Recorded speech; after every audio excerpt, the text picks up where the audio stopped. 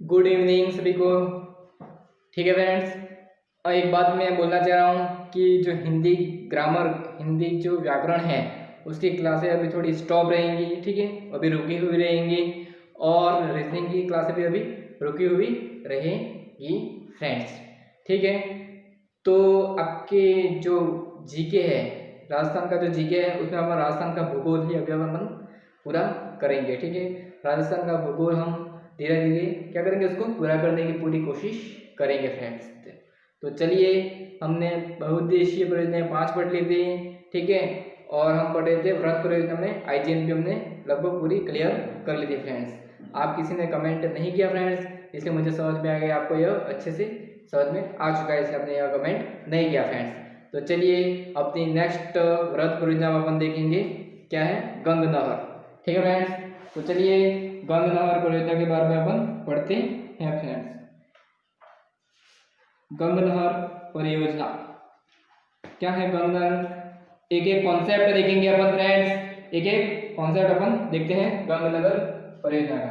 दूसरे नंबर की परियोजना है आपके गंग नहर परियोजना, गंग नहर परियोजना, शॉर्ट में लिख देता है इसको।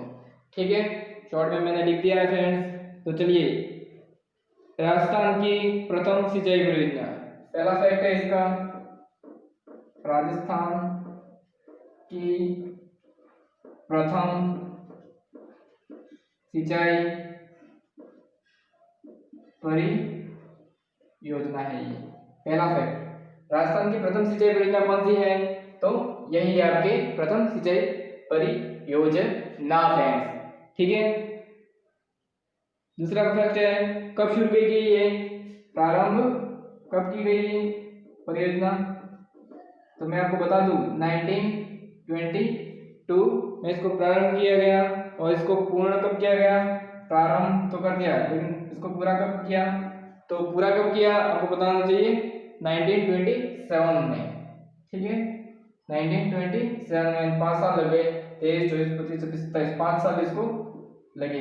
5 वर्ष में ये क्या हुई, गंग नहर परियोजना जो थी वो बनी। ठीक है फ्रेंड्स, इंपॉर्टेंट यही है, बाकी आप पढ़ने के लिए कितना भी पढ़ सकते हो। चलो आगे देखते हैं। इस परियोजना में सतलज नदी पर हुसैनी वाला, ठीक है, आगे नेक्स्ट अपना पॉइंट है, देखते हैं क्या पॉइंट है। ठीक है, एक इस परियोजना में गंग नहर जो परियोजना है वो किस नदी पर है? सतलज नदी पर। इंपॉर्टेंट फैक्ट ये है, सतलज नदी पर।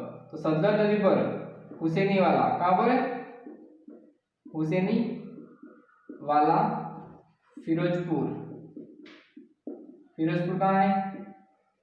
फिरोजपुर कहाँ है? कमेंट कीजिए मुझे जल्दी से, फटाफट से आप कमेंट कर दीजिए। 3 मिनट 3 सेकंड सोच लीजिए।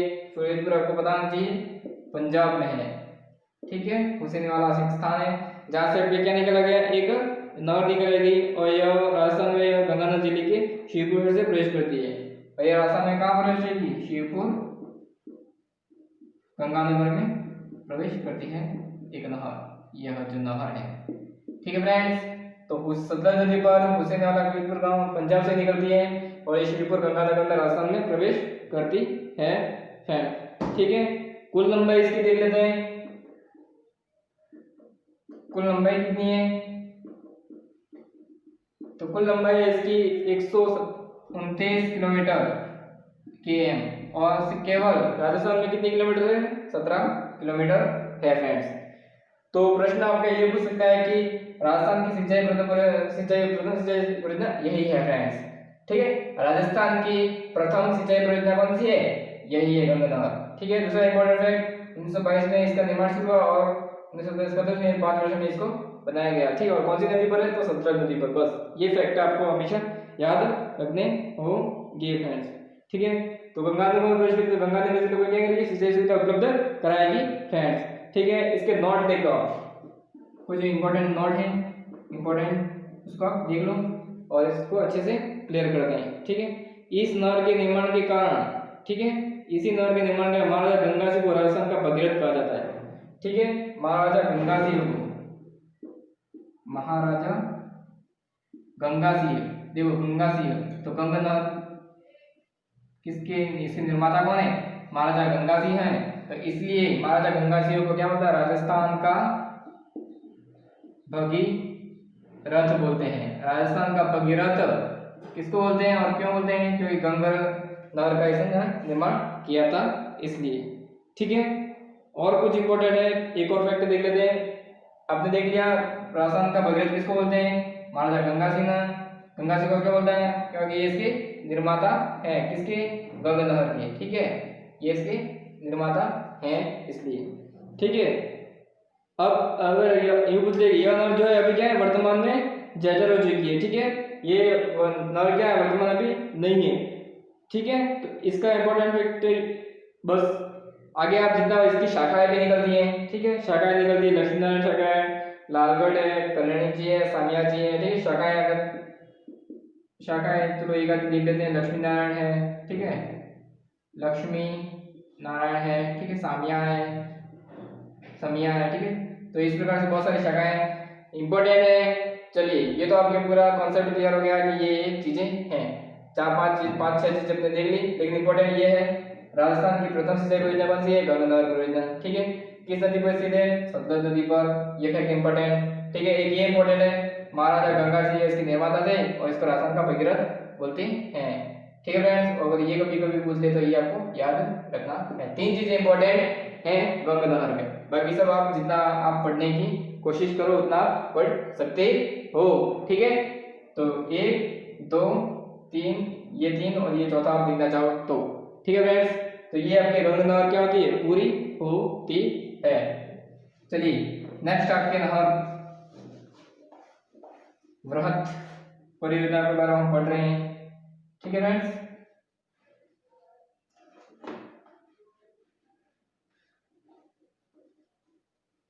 अच्छे से देखेंगे क्लास अपनी, कमेंट कर दीजिए। कुछ अगर प्रॉब्लम्स हो तो बिल्कुल आपको कमेंट करना चाहिए फ्रेंड्स, कमेंट करना चाहिए फ्रेंड्स। कमेंट करने पे आपके क्लास समझ में आ सकती है। चलिए, राजीव गांधी सिद्धमुख नहर परियोजना तीसरे नंबर की, राजीव गांधी सिद्धमुख नहर परियोजना, राजीव गांधी सिद्धमुख नहर परियोजना तीसरे नंबर की आपके वृहत परियोजना अपन पढ़ रहे हैं। कौन सी परियोजना अपने चल रही है, वृहत परियोजना अपने पढ़ रहे हैं फ्रेंड्स। तो चलिए, राजीव गांधी, एक बात आपने इराडी कमीशन, किस कमीशन की बात कर रहा हूं मैं, इराडी कमीशन। इराडी कमीशन की चर्चा किस कहाँ पर हुई थी, मुझे जरा कमेंट करके बताइए। इराडी कमीशन जो था उसकी चर्चा मैंने किस वीडियो में और किस फैक्ट्स पर हमने की थी। इराडी कमीशन की बात मैंने पहले भी बताई थी और यही आपकी इराडी कमीशन अभी भी आ चुका है फ्रेंड्स।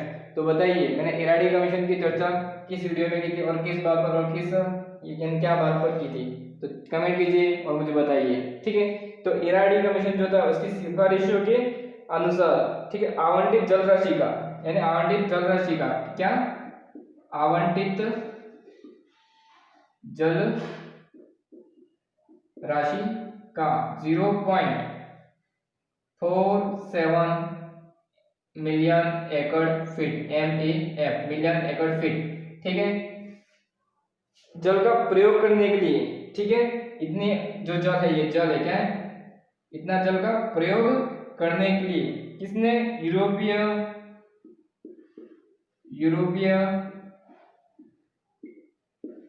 आर्थिक समुदाय, यूरोपीय आर्थिक समुदाय के सहयोग से, सहयोग किसका मिला, सिफारिश किसने की, इसने क्या की, सिफारिश की, पता होना चाहिए आपको, सहयोग ने दिया था, इसने सिफारिश की थी भैया।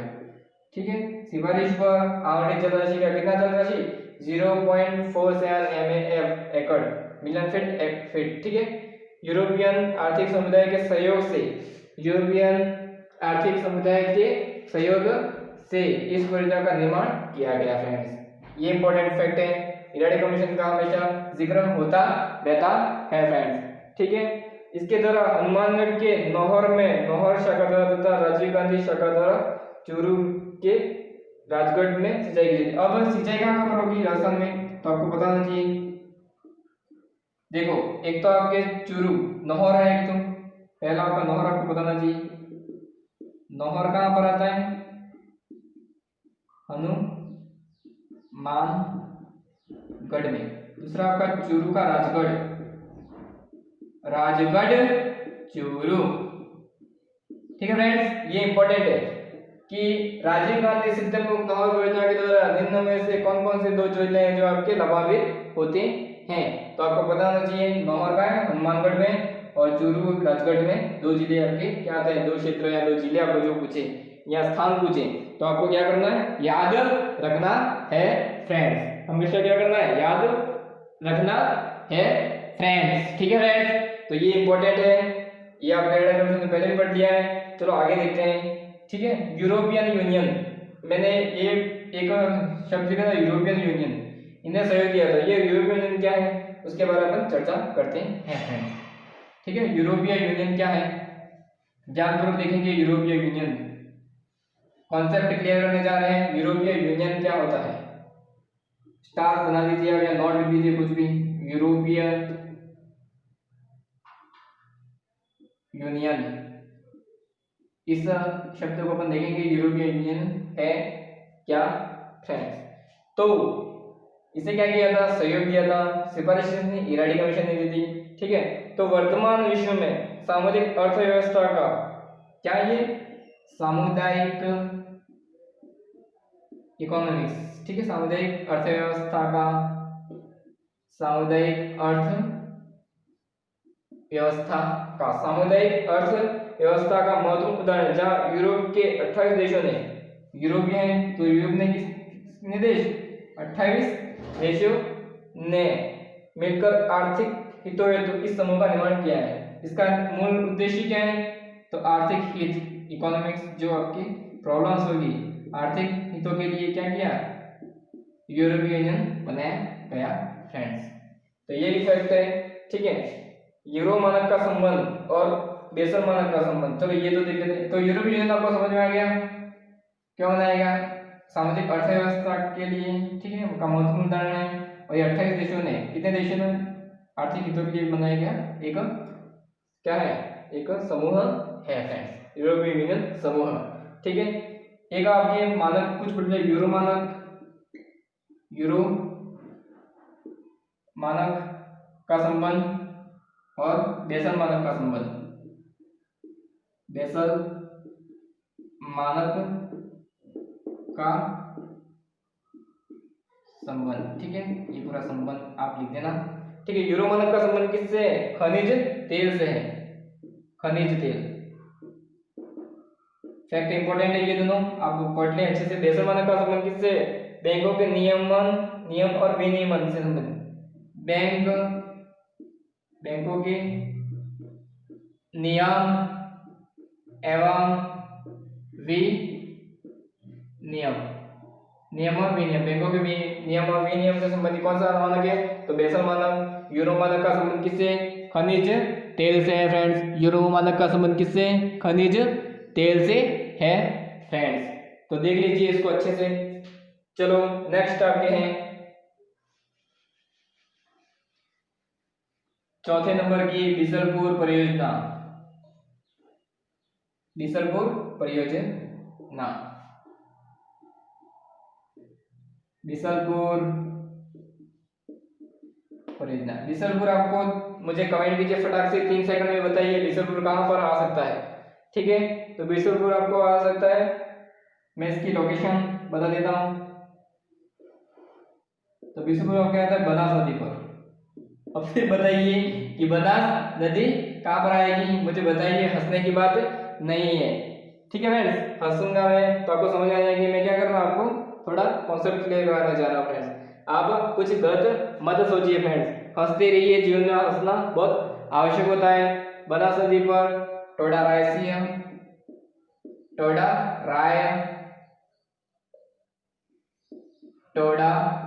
रायसीयम टोंक। ठीक है फ्रेंड्स, टोडा रायसीयम टोंक, बिसलपुर परियोजना। ठीक है, अब देखते हैं इसके निर्माण की धनराशि, यानी सहयोग किसने किया था? सहयोग वहां पर तो किसने किया था? सिद्धमुख नगर परियोजना किसने किया था? इराडे कमीशन की सिफारिश के आधार पर यूरोपीय यूनियन समुदाय ने किया था। ठीक है, सहयोग किसने किया था? इसमें नाबार्ड ने। ठीक है, किसने किया था? नाबार्ड ने। ये फैक्ट याद रखना, ये इंपॉर्टेंट रहते हैं। कभी सहयोग किसके द्वारा किया गया, किस नदी पर स्थित है परियोजना और कौन सी जिले में, आपको वो पता होना चाहिए फ्रेंड्स। ठीक है, और आगे का फैक्ट ये इंपॉर्टेंट है, इसको इंपॉर्टेंट मार्क कर ले आप। ठीक है, सभी के सहयोग आपको बताना चाहिए। सिफारिश पूछे और सहयोग पूछे, दोनों में अलग डिफरेंट है। ठीक है, तो ध्यानपूर्वक क्वेश्चन को टिक कीजिए। इस परियोजना में पेयजल हेतु पाइपलाइन निर्माण जो है वो किसके द्वारा किया गया? Japan bank of international cooperation के सहयोग से किया गया। देखो, पेयजल हेतु पाइपलाइन निर्माण सहयोग तो इसने किया। पेयजल हेतु पाइप लाइन निर्माण। ठीक है फ्रेंड्स, सहयोग किसने कर दिया? पेयजल हेतु। अब परियोजना बनेगी तो पेयजल होगा, तो इसमें पाइपलाइन का जो निर्माण किया था वो किसने किया था? Japan bank of international cooperation. Japan bank of international corporation, ये फैक्ट आपको याद रखना है। Japan bank of international corporation इसका क्या किया था? पाइपलाइन निर्माण के लिए पेयजल हेतु। ठीक है, सहयोग किया था। ठीक है, तो ये दो फैक्ट हैं, याद रखना। इस परियोजना से केवल टोंक जिला इस सिंचाई में होगा। ठीक है, टोंक जिले में इसकी सिंचाई उपलब्धता होगी। ठीक है, चलिए बिशनपुर परियोजना क्लियर होती है। नेक्स्ट आपकी परियोजना जाखम परियोजना, 5वें नंबर की जाखम परियोजना। चलिए जाखम परियोजना में क्या फैक्ट है तो फटाक से देख लेते हैं। 5वें नंबर की जाखम कहाँ है, आपको पता होना चाहिए। जाखम कहाँ है? तो जाखम नदी पर, जाखम है तो जाखम नदी पर अनूपपुरा गांव प्रतापगढ़ में यह बांध बना है। अनूपपुरा प्रतापगढ़ में, कहाँ पर है? प्रतापगढ़ में है फ्रेंड्स। और यह राजस्थान का सबसे ऊंचा बांध है। सबसे ऊंचा बांध, फैक्ट ये सबसे ऊंचा बांध जाखम बांध। ठीक है, दूसरा फैक्ट अपन देखते हैं। ठीक है, क्या है? इस बांध के नीचे नागरिया पिकअप निर्मित किया गया है, जिससे दाईं और बाईं ओर, यानी नागरिया पिकअप यहाँ पर बना हुआ है। बस कुछ फैक्ट इंपॉर्टेंट नहीं है, इंपॉर्टेंट है। इंपॉर्टेंट क्या है? इंपॉर्टेंट यही है, अनूपपुरा गांव प्रतापगढ़ में सबसे ऊंचा बांध और नागरिया पिकअप का संबंध किस बांध से है फ्रेंड? छठा बांध है, नहर है गुड़गांव नहर।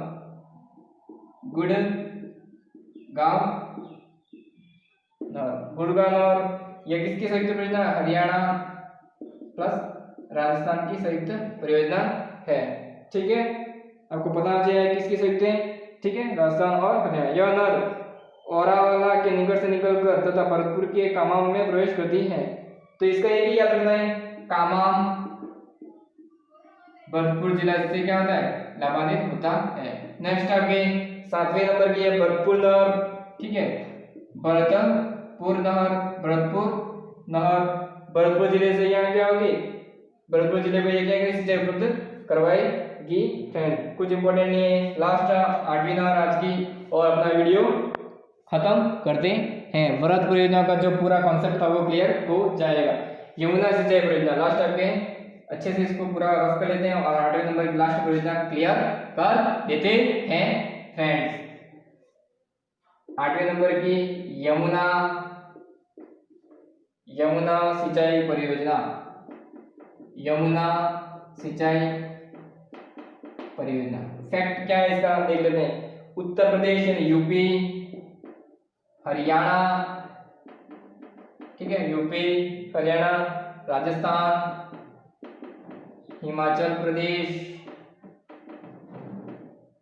ठीक है, हिमाचल प्रदेश एवं दिल्ली, केंद्र शासित प्रदेश दिल्ली। 1 2 3 4 और ये 5 इसकी संयुक्त परियोजना है फ्रेंड्स। ये इंपॉर्टेंट है कि यमुना सिंचाई परियोजना किसकी संयुक्त परियोजना, तो यूपी की, हरियाणा की, राजस्थान की, हिमाचल प्रदेश और दिल्ली की संयुक्त परियोजना है। ठीक है, तो देखिए इस परियोजना से ताजेवाला तथा ओखला हेड से लाल बहादुर शास्त्री एवं लोहारू नहर निकाली जाएगी। ठीक है, तो ये आपको ये बताना चाहिए राजस्थान के कौन कौन से जिले लाभान्वित होते हैं, चूरू, झुंझुनू या शेखावटी क्षेत्र, अलवर वाला क्षेत्र और भरतपुर। ठीक है, शेखावटी,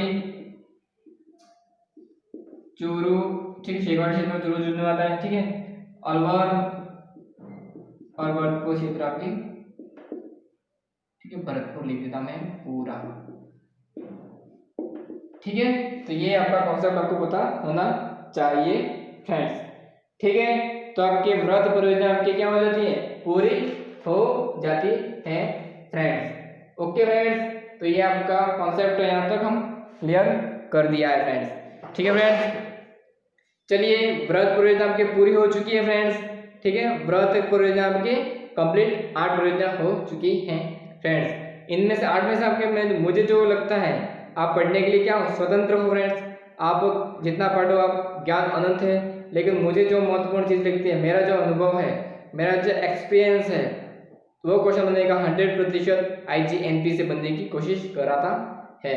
अगर यहाँ से नहीं बनेगा तो आपके बहुउद्देशीय परियोजना से क्वेश्चन आता ही रहता है। ठीक है, ठीक है, ओके, तो आपका दिन मंगलमय हो, हैव अ नाइस डे। एक बार सभी को गुड इवनिंग और शुभ संध्या का। मेरा वीडियो आपको अच्छा लगता है और आपके लिए ये वीडियो यूजफुल है, आपके लिए ये वीडियो लाभदायक है, तो इसे क्या कीजिए, सब्सक्राइब कर दीजिए, लाइक कर दीजिए, शेयर कर दीजिए और कमेंट अवश्य कर दीजिए फ्रेंड्स। ठीक है, ओके, सी यू सून।